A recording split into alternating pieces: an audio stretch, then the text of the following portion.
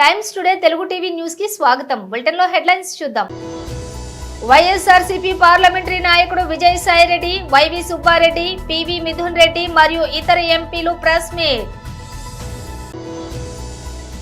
Civil supplies కుంభకోణంలో ఖచ్చితంగా CM Revanth Reddy పాత్ర ఉంది. మాజీ ఎమ్మెల్యే పెద్ది సుదర్శన్ రెడ్డి. ఎన్నికల్లో ఇచ్చిన గ్యారంటీలు, హామీలు నెరవేర్చలేని రేవంత్ ప్రభుత్వం తెలంగాణ ప్రజల విశ్వాసాన్ని కోల్పోయింది.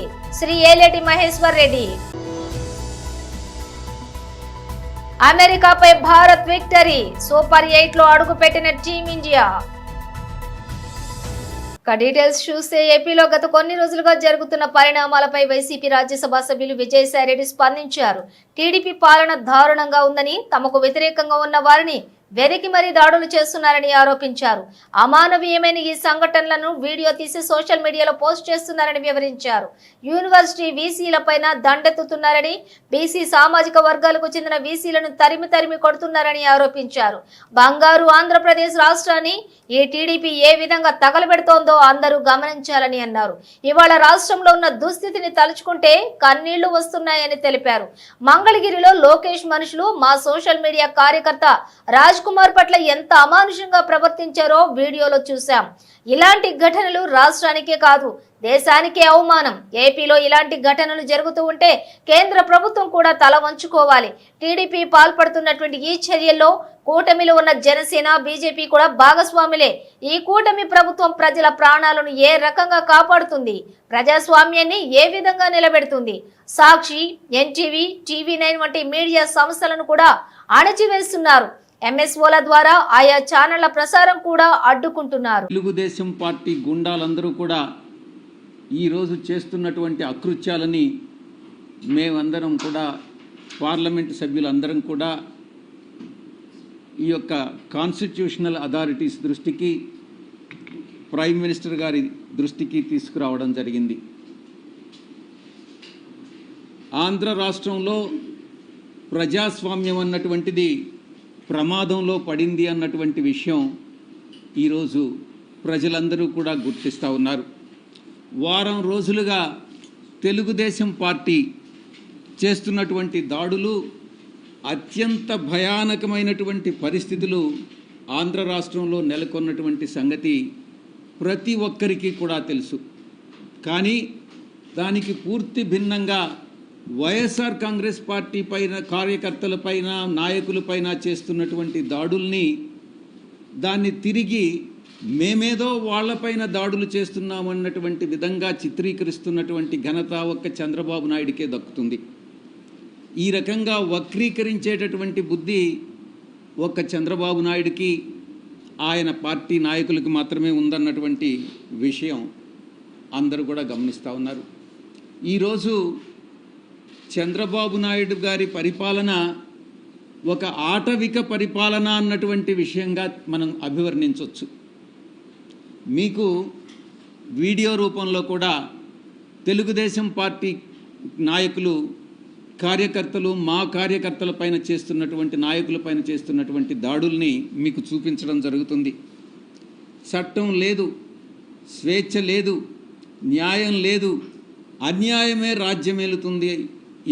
ఈ ప్రమాణ స్వీకారానికి ముందే ఈ రకమైనటువంటి ప్రామాణికాలు సృష్టిస్తున్నారు అని అంటే దీని మీరు అర్థం చేసుకోవచ్చు చంద్రబాబు నాయుడు పరిపాలన రాబోయేటటువంటి 5 సంవత్సరాల కాలంలో ఎలా ఉంటుంది అన్నటువంటిది.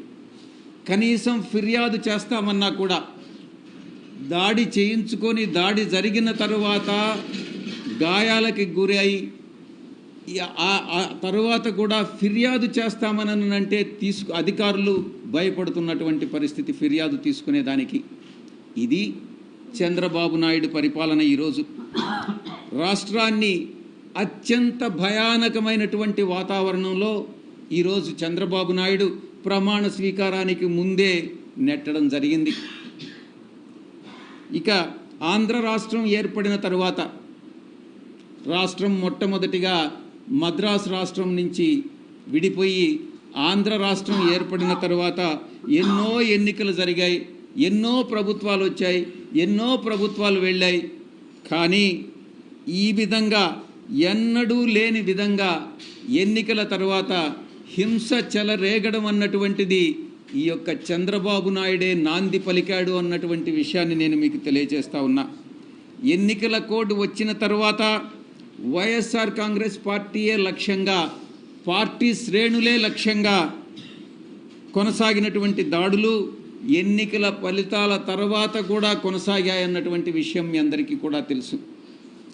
వైఎస్ఆర్ కాంగ్రెస్ పార్టీ కార్యకర్తలని, వాళ్ళ ఆస్తులని, కుటుంబ సభ్యులని లక్ష్యంగా చేసుకుని టీడీపీ ముఠాలు, టీడీపీ గుండాలు ఈరోజు రాష్ట్రంలో స్వైర్య విహారం చేస్తూ ఉన్నాయన్నటువంటి విషయం మనం గమనించుకోవాలి. టీడీపీ ప్రభుత్వం అంటే గుండాగిరి అని చెప్పొచ్చు. టీడీపీ కార్యకర్తలా మీరు గుండాలా అని మేము ప్రశ్నిస్తూ ఉన్నాం. మీరు అడగొచ్చు, ప్రభుత్వం ఇంకా ప్రమాణ స్వీకారం, ముఖ్యమంత్రి గారు ప్రమాణ స్వీకారం చేయకముందే మీరు ఈ ఆరోపణలు చేస్తున్నారు అని మీరు ప్రశ్నించవచ్చు. నేను ఒకటే సమాధానం చెప్తా ఉన్నా, ఉద్దేశపూర్వకంగా చంద్రబాబు నాయుడు ప్రమాణ స్వీకారానికి ముందే ఈ యొక్క హింసను ప్రేరేపించాడు అనేటటువంటి విషయంలో ఎటువంటి సందేహం లేదు. ప్రమాణ స్వీకారం చేసిన తరువాత ప్రభుత్వం బాధ్యత వహించాల్సి వస్తుందనని ప్రమాణ స్వీకారానికి ముందే వైఎస్ఆర్ కాంగ్రెస్ పార్టీ కార్యకర్తల మీద దాడులు జరపండి అనని ఆయనే స్వయంగా ఆదేశాలు ఇచ్చాడు అన్నటువంటి విషయం అంతర్గతంగా తెలుగుదేశం పార్టీ నాయకులు చర్చించుకుంటున్నటువంటి విషయం మీకు మీ దృష్టికి వచ్చే ఉంటుంది. దాడులని అడ్డుకునేటటువంటి వ్యవస్థలే కల్పించట్లేదు. న్యాయ వ్యవస్థను అప్రోచ్ అయ్యాం, పోలీస్ వ్యవస్థను అప్రోచ్ అయ్యాం, రెవెన్యూను అప్రోచ్ అయ్యాం. పోలీసు వ్యవస్థ నీరు గారిపోయింది, నిస్తేజంగా మారిపోయింది. వ్యవస్థ పని చేయకుండా మానేసింది.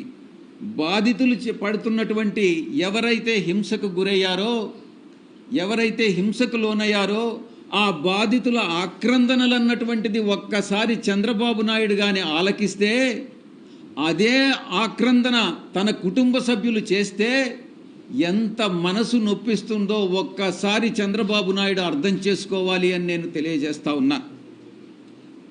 మన కుటుంబ సభ్యులు అదే రకమైనటువంటి బాధ అనుభవిస్తే మనం ఎలా ఫీల్ అవుతామో అదే ఇతరులు అనుభవించినప్పుడు కూడా ఒక నాయకుడిగా, ఒక రాష్ట్ర ముఖ్యమంత్రిగా మీరు కూడా అదే ఆవేదనతో ఆ యొక్క బాధలు తీర్చాల్సినటువంటి బాధ్యత ముఖ్యమంత్రిగా ఆయన మీద ఉంది అన్నటువంటి విషయంలో ఎటువంటి సందేహం లేదు. ఎన్నికల కోడ్ వచ్చిన తర్వాత, ఎన్నికల ఫలితాలు వెలువడిన తర్వాత 2 సందర్భాల్లో కూడా చంద్రబాబు నాయుడు, ఆయన కుమారుడు లోకేష్ ఇద్దరు కూడా ఈ రక్త చరిత్ర నేను అభివర్ణిస్తా ఉన్నాను. ఇది రక్త చరిత్ర, ఈ యొక్క చీకటి అధ్యాయంగా చరిత్రలో మిగిలిపోతుంది. 2024లో మొట్టమొదటిసారి చంద్రబాబు నాయుడు, నేను అనుకుంటాను 1999లో అధికారంలోకి వచ్చాడు. అది బీజేపీ పార్టీ వల్లనే. ఆ తర్వాత 2014లో అధికారంలోకి వచ్చాడు. ఆంధ్రప్రదేశ్ ముఖ్యమంత్రి Chandrababu Telangana CM Revanth రెడ్డిలపై BRS senior నేత మంచిర్యాల జిల్లా అధ్యక్షులు బాల్క సుమన్ తీవ్ర వ్యాఖ్యలు చేశారు. బుధవారం ఆయన మీడియాతో మాట్లాడుతూ రాష్ట్ర విభజన జరిగి 10 ఏళ్ల తర్వాత తెలుగు రాష్ట్రాల ముఖ్యమంత్రులు కుట్రలు మొదలుపెట్టారని ఆరోపించారు. రిటైర్డ్ ఐఏఎస్ అధికారి, ఏపీ ప్రభుత్వ మాజీ ప్రధాన కార్యదర్శి ఆదిత్యనాథ్ దాస్ ను తెలంగాణ నీటిపారుదల జలవనరుల శాఖ సలహాదారులుగా నియమించడంపై బాల్క సుమన్ అభ్యంతరం వ్యక్తం చేశారు. ఆదిత్యనాథ్ నియామకం వెనుక దాగి ఉన్న రహస్యం ఏంటో చెప్పాలన్నారు. ఆయనను వెంటనే పదవి నుంచి తొలగించాలని డిమాండ్ చేశారు. నమస్కారం. ఇప్పుడు మా సుమన్ గారు మాట్లాడినట్టు బీఆర్ఎస్ పైన కాంగ్రెస్ ప్రభుత్వం కమిషన్లు వేసి కాంగ్రెస్ పార్టీ మంత్రుల పేషీలో మాత్రం కమిషన్ల కోసం ప్రత్యేకమైనటువంటి అధికారులను నియమించి కమిషన్లు వసూలు చేస్తూ ఉన్నారు. బీఆర్ఎస్ పార్టీ ఆరోపణ చేసింది, నెల రోజులు అవుతున్నది, తెలంగాణ సివిల్ సప్లైస్ డిపార్ట్మెంట్లో జరిగిన కుంభకోణం గురించి. ఇప్పటివరకు ముఖ్యమంత్రి రేవంత్ రెడ్డి గారు 1-2 సార్లు లీకులు ఇచ్చారు, వార్తలు సమీక్ష చేస్తామని చెప్పి చర్యలు జరుగుతాయేమో అన్ని ఆధారాలు పత్రికా సోదరుల ద్వారా తెలంగాణ సమాజం ముందు పెట్టింది బీఆర్ఎస్ పార్టీ. మా వర్కింగ్ ప్రెసిడెంట్ కేటీఆర్ గారు అన్ని రకాల ఆధారాలతోటి ప్రెస్ కాన్ఫరెన్స్ నిర్వహించారు. ఉత్తమ్ కుమార్ రెడ్డి గారు కూడా ఇండైరెక్ట్గా జరిగిందంతా వాస్తవం అన్నట్టే చెప్పారు. వారు ప్రెస్ కాన్ఫరెన్స్ తప్ప ఏ ఒక్కటి కూడా వారు ఖండించలేకపోయారు. ఇప్పటి వరకు చర్యలేదు. అధికారులను సమాచారం అడిగితే స్పందన లేదు. ప్రెస్ మిత్రులు, సివిల్ సప్లైస్ డిపార్ట్మెంట్ చూసే ప్రెస్ మిత్రులు సమాచారం కోసం పోతే లోపలికి అలో చేస్తలేదు సివిల్ సప్లైస్ డిపార్ట్మెంట్. రహస్యం ఎందుకు? రైస్ టెండర్లు రద్దయినాయా? టెండర్లు లైవ్లో ఉన్నాయా? ప్యాడీ టెండర్లు రద్దయినాయా? లైవ్లో ఉన్నాయా? టైం అయిపోయింది కాబట్టి ఎక్స్టెన్షన్ వద్దని బీఆర్ఎస్ ఆరోపిస్తూ ఉన్నది. ఎక్స్టెన్షన్లోనే కుంభకోణానికి మీరు అనుమతించినట్టు ఉంటుంది. జరిగిన దానిపైన విచారణ చేసి బాధ్యులపైన చర్యలు చేయాలని చెప్పి బీఆర్ఎస్ డిమాండ్ చేస్తూ ఉన్నది.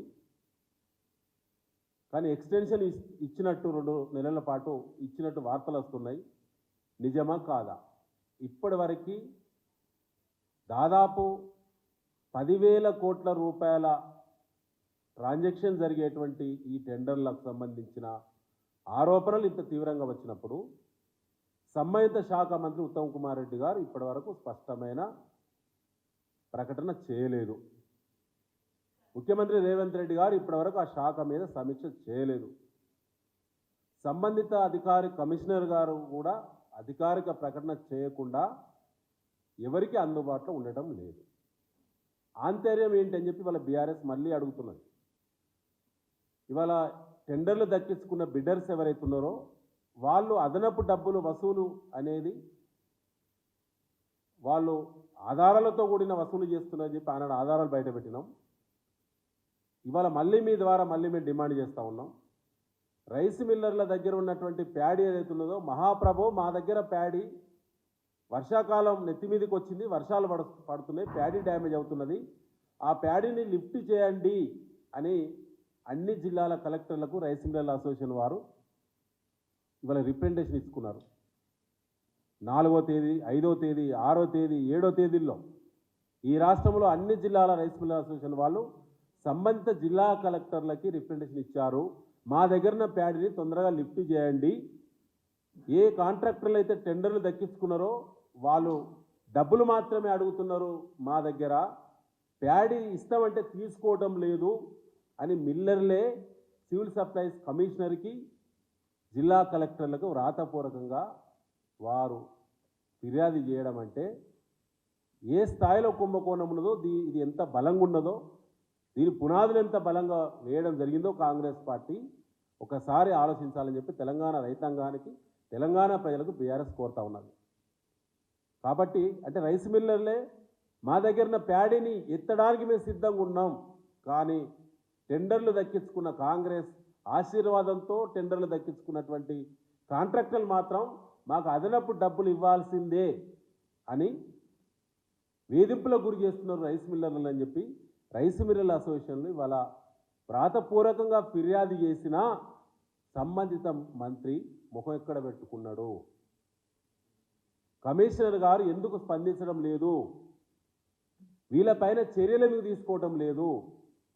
ముఖ్యమంత్రి రేవంత్ రెడ్డి గారికి ఇందులో సంబంధం లేకుంటే ఇప్పటి వరకు ఇంత తీవ్రమైన ఆరోపణ కాంగ్రెస్ ప్రభుత్వం వచ్చిన తర్వాత నిలబడే ఆరోపణ ఇవాళ బీఆర్ఎస్ పార్టీ చేసింది. ఆధారాలను బయట పెట్టినా కూడా ముఖ్యమంత్రి గారు దీని మీద సమీక్ష చేస్తలేడంటేనే వారికి ఉన్నటువంటి సంబంధం ఏంటి అంటే ఇది ఏ స్థాయిలో ఎంత బలమైన పునాదులు ఈ కుంభకోణంలో పునాదులు పడ్డాయో ప్రజలందరూ కూడా ఆలోచించాలి.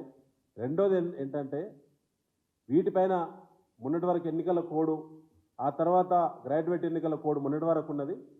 ఇవాళ ఎన్నికల కోడ్ కూడా అయిపోయింది కాబట్టి తదుపరి బీఆర్ఎస్ పార్టీ అంచెలంచెలుగా ఆందోళనల వైపు అడుగులు వేస్తుంది.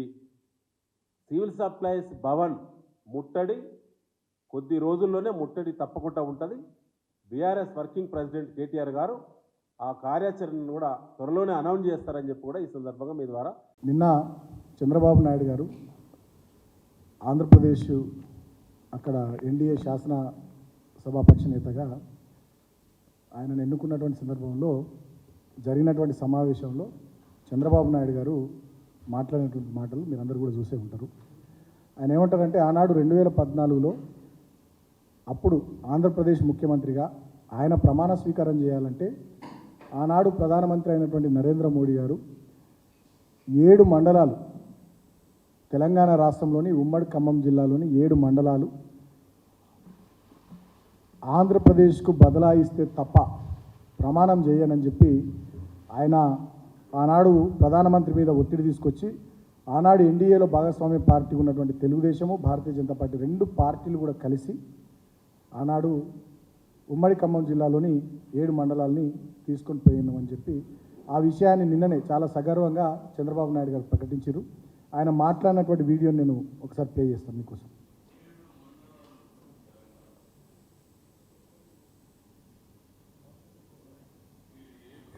లేకపోతే నేను ప్రమాణ స్వీకారం చేయను, నాకు ఈ పదవి వద్దని ఆ రోజు చాలా స్పష్టంగా చెప్పాను. ఇది ఎప్పుడు కూడా చరిత్రలో ఎప్పుడు జరగని విషయం. ఆ రోజు ప్రధానమంత్రి గారు నరేంద్ర మోడీ గారు ఇవన్నీ ఆలోచించి ఫస్ట్ క్యాబినెట్ మీటింగ్లో పెట్టి ఒక ఆర్డినెన్స్ ఇచ్చి ఆ 7 మండలాలు ఆంధ్రప్రదేశ్కి ఇచ్చి తర్వాత పార్లమెంట్ సమావేశాలు పెట్టుకున్నారంటే అది ఒక చరిత్ర. 7 మండలాలు తెలంగాణలో ఉన్నాయి. మీరు 7 మండలాలు ఇవ్వకపోతే నేను ప్రమాణ స్వీకారం చేయను, నాకు ఈ పదవి వద్దని ఆ రోజు చాలా స్పష్టంగా చెప్పాను. ఇది ఎప్పుడు కూడా చరిత్రలో ఎప్పుడు జరగని విషయం. ఆ రోజు ప్రధానమంత్రి గారు నరేంద్ర మోడీ గారు ఇవన్నీ ఆలోచించి ఫస్ట్ క్యాబినెట్ మీటింగ్లో పెట్టి ఒక ఆర్డినెన్స్ ఇచ్చి ఆ 7 మండలాలు ఆంధ్రప్రదేశ్కి ఇచ్చి తర్వాత పార్లమెంట్ సమావేశాలు పెట్టుకున్నారంటే అది ఒక చరిత్ర. దీన్ని బట్టి చాలా స్పష్టంగా మళ్ళొక్కసారి ప్రజలందరూ కూడా తెలంగాణ సమాజానికి కొన్ని విషయాలు చెప్పాలని చెప్పి ఈ ప్రెస్ కాన్ఫరెన్స్ పెడతా ఉన్నాం. ఎన్నికలు ఇచ్చిన గ్యారెంటీలు హామీలు నెరవేర్చలేని రేవంత్ ప్రభుత్వం తెలంగాణ ప్రజల విశ్వాసాన్ని కోల్పోయింది. శ్రీ ఏలేటి మహేశ్వర్ రెడ్డి, మీరు కేవలం ఈ ఎన్నికల్లో ఓట్ల కోసం మాత్రమే మీరు ఇవన్నీ వాడుకునే ప్రయత్నం చేసినా, దేవుళ్ళ మీద ఓట్లు పెట్టుకున్నా, ఈరోజు ప్రజలు మీకు కట్టబెట్టింది కేవలం 8 సీట్లు అన్న సంగతి మీరు మర్చిపోవద్దు. ప్రజా విశ్వాసాన్ని పూర్తిగా కోల్పోయిన సంగతి మీరు మర్చిపోవద్దు. ప్రజల్లో మీరు ఈ కాంగ్రెస్ పార్టీకి, ప్రభుత్వానికి పూర్తిగా విశ్వాసం కోల్పోయింది కాబట్టి 63 మంది ఎమ్మెల్యేలు ఉన్న మీకు కూడా 8 మందినే గెలిపించారు. 8 మంది ఎమ్మెల్యేలు ఉన్న భారతీయ జనతా పార్టీని కూడా 8 మంది గెలిపించిన సంగతి ఒకసారి గుర్తు చేసుకోవాల్సిందిగా నేను కోరుతూ, ఈ హామీలన్నీ కూడా ఎప్పటి లోపల నెరవేరుస్తారో, మరి కసరత్తు ఎప్పుడు మొదలు పెడతారో మరి ఖచ్చితంగా ప్రజానీకానికి చెప్పాల్సిన అవసరం ఉందని తెలియజేసుకుంటూ, ఈ మీ ద్వారా నేను ఈ బహిరంగ లేఖని మరి ముఖ్యమంత్రి గారికి పంపించడం జరుగుతుందని చెప్పి, సీఎం క్యాంప్ ఆఫీస్ లో ప్రతిరోజు ప్రజా దర్బార్ ఉంటుందని చెప్పి గంభీరంగా చెప్పారు. మరి సీఎం ఆఫీసు ప్రజా దర్బార్ గట్టెక్కింది, అటుకెక్కింది. అక్కడ ఈరోజు మీ మంత్రులకు నివాసాలకు మాత్రమే అక్కడ చోటైంది. అక్కడ ఇస్తామన్నటువంటి అంబేద్కర్ కోచింగ్ సెంటర్ కనబడకుండా పోయింది. అక్కడ మీరు ఇస్తామన్నటువంటి హాస్పిటల్ కనబడకుండా పోయింది. అక్కడ పెట్టినటువంటి ప్రజా దర్బార్ కనబడకుండా పోయింది. కేవలం అక్కడ మీ మంత్రుల నివాసాలకు మాత్రమే అది పరిమితమైన సంగతి నేను మరొకసారి గుర్తు చేస్తా ఉన్నాను. బీఆర్ఎస్ ప్రభుత్వ పాలనలో కాళేశ్వరంలో పెద్ద ఎత్తున కుంభకోణం అని చెప్పారు. సిబిఐకి ఇస్తారని ఎదురు చూశారు. ఆ రోజు మీరే సిబిఐకి లెటర్ రాసినటువంటి మీరు ఈరోజు ఎందుకు వెనుకంజ వేశారో దాని మీద ఒకసారి మరి సమాధానం చెప్పాల్సినటువంటి అవసరం ఉన్నది. మీరు ఏదో ఒక రకంగా దాన్ని రిటైర్డ్ జడ్జి తోటి ఒక కమిటీ వేసి చేతులు దులుపుకునే ప్రయత్నం చేస్తా ఉన్నారో, మరి అదే మాదిరిగా ఈ రోజు నేను మిమ్మల్ని అడుగుతా ఉన్నాను. ధరణి పోర్టల్ విషయంలో కూడా మీరు చాలా అలిగేషన్స్ చేశారు పిసిసి అధ్యక్షుడిగా. మరి ధరణి విషయంలో మరి ఈ రోజు ఏ నిర్ణయం తీసుకోబోతున్నారు? దాంట్లో నిజంగా అక్రమాలు జరిగినాయా? జరిగితే దాని మీద ఏం చర్యలు తీసుకుంటున్నారు? ఎప్పటి లోపల వాటి సంగతి బయట పెట్టబోతున్నారు? మరి దానికోసం ఏ కమిటీ వేయబోతున్నారు? మరి ఈ రెండుటిని మీరు ఎందుకు సిబిఐ ద్వారా మరి మీకు ఇన్ని రకాల అలిగేషన్స్ మీరు చేసినప్పుడు దీన్ని ఎందుకు సిబిఐ ద్వారా ఇన్వెస్టిగేషన్ చేయించడానికి మీరు వెనుకంజ వేస్తూ ఉన్నారో తెలియడం లేదు. ధరణి పోర్టల్ మీద ఎన్నో అనుమానాలు ఉన్నాయని చెప్పినటువంటి మీరు ఈరోజు కేవలం ఒక కమిటీ, మీ పార్టీ కమిటీని వేసుకొని చేతులు దులుపుకునే ప్రయత్నం చేస్తూ ఉన్నారు. అది మీకు తప్పకుండా మరి కేవలం మీరు దాన్ని ధరణిని జరిగినటువంటి అవకతవకలను మీరు కూడా వాడుకొని మీ స్వార్థం కోసం వాడుకునే ప్రయత్నం ఏమైనా జరుగుతుందా, లేకుంటే నిజంగా ధరణిలో నిజంగా అవకతవకలు జరిగితే మరి ఎందుకు బయట పెట్టడం లేదో మరి ప్రజానీకానికి చెప్పాల్సినటువంటి అవసరం ఉందని చెప్పి నేను తెలియజేస్తా ఉన్నాను. మీరు ప్రజలకు ఇచ్చినటువంటి 420 హామీల సంగతి ఈరోజు ఖచ్చితంగా ఎప్పటిలోపల నెరవేరుస్తారో, మీరు చెప్పిన గడువు దాటినా కూడా ఇప్పటి వరకు దాని మీద కార్యాచరణ లేదు. అధికారులతోటి కనీసం అటువైపుగా అడుగులు వేస్తున్నట్టుగా ఎక్కడ కూడా మరి పేపర్లలో కనబడటం లేదు. మీరు ఎక్కడ కూడా దాని విషయం లోపల ఎలాంటి ఆలోచన చేస్తున్నారో మరి ప్రజలకు చెప్పాల్సినటువంటి అవసరం ఉన్నది. T20 వరల్డ్ కప్ 2024లో భారత జైత్రయాత్ర కొనసాగుతోంది. టీమిండియా వరుసగా 3వ విజయాన్ని తన ఖాతాలో వేసుకుంది. న్యూయార్క్లోని Nassau County International Cricket Stadium వేదికగా అమెరికాతో జరిగిన మ్యాచ్లో 7 వికెట్ల తేడాతో గెలిచింది. తొలుత బ్యాటింగ్ చేసి అమెరికా నిర్దేశించిన 111 పరుగుల లక్ష్యాన్ని భారత్ 18.2 ఓవర్లలో 3 వికెట్లు కోల్పోయి ఛేదించింది. Target chasing star batter Suryakumar Yadav కీలక పాత్ర పోషించాడు. 49 బంతుల్లో 50 పరుగులు చేసి భారత్ ను విజయ్ తీరాలకు చేర్చాడు. శివం దుబేతో జతకట్టి చివరి వరకు క్రేజ్ లోనే ఉన్నాడు. బౌలింగ్ పేసర్ హర్దీప్ సింగ్ కీలక పాత్ర కూడా పోషించారు. 4 ఓవర్లలో 9 పరుగులు మాత్రమే ఇచ్చి 4 కీలకమైన వికెట్లు పడగొట్టాడు. పవర్ ప్లే ప్రారంభంలోనే ఓపెనర్లు విరాట్ కోహ్లీ, కెప్టెన్ రోహిత్ శర్మ ఇద్దరు అవుట్ అయ్యారు. ఫామ్ లో ఉన్నటువంటి రిషబ్ పంత్ కూడా జట్టు స్కోరు 39 పరుగుల వద్ద వెనుదిరిగాడు. దీంతో జట్టు ఇబ్బందులో పడినట్లుగా అనిపించింది. కానీ సూర్యకుమార్ యాదవ్, శివం దుబే 4వ వికెట్ కు ఏకంగా 67 పరుగుల భాగస్వామ్యాన్ని నెలకొల్పారు. దీంతో మరో 10 బంతులు మిగిలి ఉండగానే భారత్ లక్ష్యాన్ని ఛేదించింది. సూర్యకుమార్ 49 బంతుల్లో 50 పరుగులతో నాట్అవుట్ గా నిలిచాడు. ఇక దుబే 31 పరుగులతో నాట్అవుట్ గా చివరి వరకు క్రేజ్ లో ఉన్నాడు. రోహిత్ శర్మ 3, విరాట్ కోహ్లీ 0, రిషబ్ పంత్ 18 చొప్పున పరుగులు చేశారు. ఇక అమెరికా బౌలర్లలో సౌరభ్ నేత్రవాల్కర్ 2, అలీ ఖాన్ 1 వికెట్ తీశారు. అక్రమంగా ఇసుకను తరలిస్తూ రైతులకు నష్టం కలిగిస్తున్నారన్న విషయాన్ని జిల్లా కలెక్టర్ కి జనగామ జిల్లా దేవరుపల మండలం బీఆర్ఎస్ నాయకులు సోమవారం ఇసుక అనుమతులను వెంటనే రద్దు చేయాలంటూ వినతి పత్రాలు అందజేసిన విషయం అందరికీ తెలిసిందే. ఆ విషయంపై వెంటనే స్పందించిన జిల్లా అడిషనల్ కలెక్టర్ రోహిత్ సింగ్ దేవరుపల మండలం రాంబోజీగూడెంలోని వాగు పరిసర ప్రాంతాలను తనిఖీలు నిర్వహిస్తూ ఉండగా అక్కడికి పరుగున వచ్చిన స్థానిక రైతులు అడిషనల్ కలెక్టర్ కి తమ బాధను చెప్పుకున్నారు. ట్రాన్స్ఫార్మర్ ఖాళీ చాలా రోజులు అవుతుంది సార్. ట్రాన్స్ఫార్మర్ కాలిపోవడంతో నారుమడికి నీళ్లు అందడం లేదు. విద్యుత్ అధికారులకు ఎంత చెప్పినా పట్టించుకోవడం లేదు సార్ అంటూ దయచేసి విద్యుత్ అధికారులకు చెప్పి ట్రాన్స్ఫార్మర్ ను బాగు చేయించి నారుమడికి నీరు అందేలా చూడండి అంటూ తమ గోడును చెప్పుకున్నారు రైతులు. వెంటనే స్పందించిన అడిషనల్ కలెక్టర్ విద్యుత్ అధికారులతోటి ఫోన్లో మాట్లాడి వెంటనే సమస్యను పరిష్కారం చేయాలని ఆదేశించారు.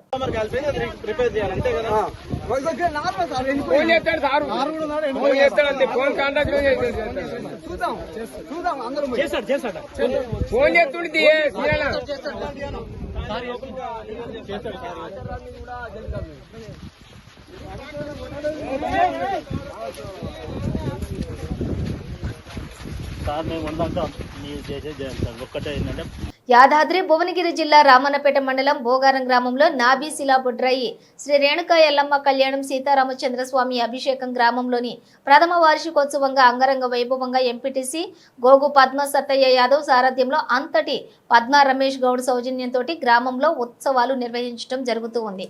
ఈ సందర్భంగా అమ్మవారి హోమం కార్యక్రమాలు, అభిషేక కార్యక్రమాలు, నాభి శిలా బుడ్రాయి జలాభిషేకం కార్యక్రమాలను బేతోజు సత్యనారాయణ శాస్త్రి కరకములచే అంగరంగ వైభవంగా నిర్వహించడం జరుగుతూ ఉంది. అనంతరం ఒగ్గు కళాకారులచే ఎల్లమ్మ కళ్యాణోత్సవం సందర్భంగా పుట్టకముట కళ్యాణం తదితర కార్యక్రమాలను కూడా అంగరంగ వైభవంగా శాస్త్రమత్తంగా తమ గ్రామ ప్రజల సమక్షంలోని నిర్వహించడం జరుగుతుంది. గ్రామంలోని ప్రజలందరూ కూడా భక్తిభావంతో పూజా కార్యక్రమాలు నిర్వహించుకోవడం జరిగింది.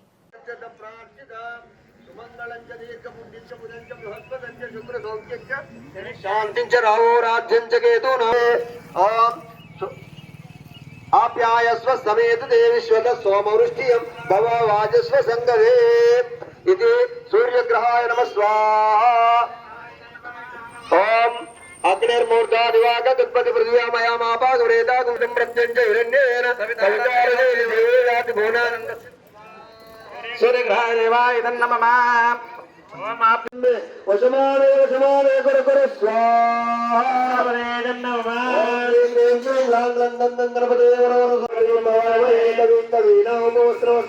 జ్యేష్ఠరాజం బ్రహ్మణాం బ్రహ్మణస్పదానం స్వాహా. గణపతే నమః. పొడి వేయాలి, నిజం నమ్మమా ఆయన మీరు పొడి వేయాలి. ఈ 3 వేలతో వేయాలి. ఇలా పెద్ద వేలు, మధ్య వేలు, ఉంగరం వేలు, ఈ 3 కలవాలి. చూపుడు వేలు, చిటికల వేలు పైకి ఎత్తి ఉండాలి. ఈ విధంగా ఉంటే జింక మూతి పడే మృగ ముద్ర అంటాం, దీంతో వేయాలి. అది మోతాదుగా వస్తుంది, చూస్తేందుకు మంచిగా ఉంటుంది. ఇది చేసే పద్ధతి కూడా ఇదే. ఈ 3 వేలతో ఇలా పట్టుకోండి.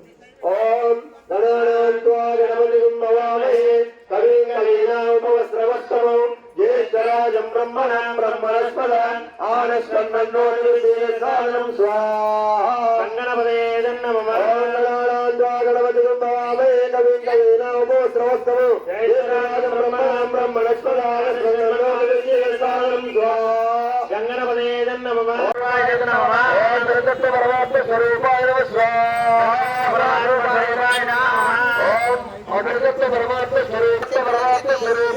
బులెటిన్ ముగించే ముందు హెడ్లైన్స్ మరోసారి. వైఎస్ఆర్సీపీ పార్లమెంటరీ నాయకుడు విజయసాయిరెడ్డి, వైవి సుబ్బారెడ్డి, పివి మిథున్ రెడ్డి మరియు ఇతర ఎంపీలు ప్రెస్ మీట్. సివిల్ సప్లైస్ కుంభకోణంలో ఖచ్చితంగా సీఎం రేవంత్ రెడ్డి పాత్ర ఉంది, మాజీ ఎమ్మెల్యే పెద్ది సుదర్శన్ రెడ్డి. ఎన్నికల్లో ఇచ్చిన గ్యారంటీలు, హామీలు నెరవేర్చలేని రేవంత్ ప్రభుత్వం తెలంగాణ ప్రజల విశ్వాసాన్ని కోల్పోయింది, శ్రీ ఏలేటి మహేశ్వర్ రెడ్డి. అమెరికాపై భారత్ విక్టరీ, సూపర్ 8 లో అడుగుపెట్టిన టీమిండియా. ఇవి బులెటిన్ విశేషాలు. మరో బులెటిన్ తో మళ్ళీ కలుద్దాం.